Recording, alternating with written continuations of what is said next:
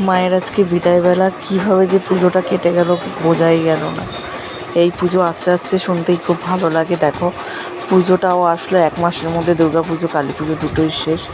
দুর্গা পুজো শেষ হওয়ার পরে অপেক্ষায় ছিলাম কালী পুজোও দেখতে দেখতে শেষ হয়ে গেল। এবার মাকে নিয়ে চলে এসেছি আমরা ভাসানে। তো মা তো চলে যাচ্ছে। তো যাই হোক, মা সকলকে ভালো রেখো, সুস্থ রেখো, সবার মঙ্গল করো। আসছে বছর আবার হবে। তো আগে আমরা ছোটো ঠাকুরটাকে আমাদের সবাই মানে পাড়ার দাদারা করছে, ভাসান দিয়ে দিচ্ছে। আমার বড় ছিল, তারপর অনেক সিনিয়র দাদারাও ছিল। তো যাই হোক, মাকে ভাসান দিয়ে দিচ্ছে আস্তে করে। তো খুবই কষ্ট লাগে, খারাপ লাগে। পুজো বেশ আনন্দই কাটছিল দিনগুলো।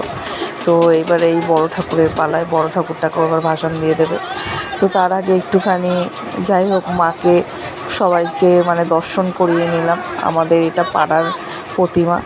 তো দেখো তোমরা সবাই দর্শন করো। খুব সুন্দরও হয়েছিল মায়ের প্রতিমাটা, এত সুন্দর মায়ের মুখটা ছিল, মানে বলার কথা না। যাই হোক, তো মা সকলকে ভালো রাখুক, সুস্থ রাখুক, সবার মনের আশা পূরণ করুক মা। আবার আসছে বছর আবার হবে। জয় মা কালী। মা গো, সবাইকে ভালো রেখো। সত্যি খুব কষ্ট লাগছে, খারাপ লাগছে, কারণ এই কয়েকদিন বেশ ভালোই কাটছিল। আবারও একটা বছরের অপেক্ষা। যাই হোক, সবাইকে ভালো রেখো, সুস্থ রেখো মা।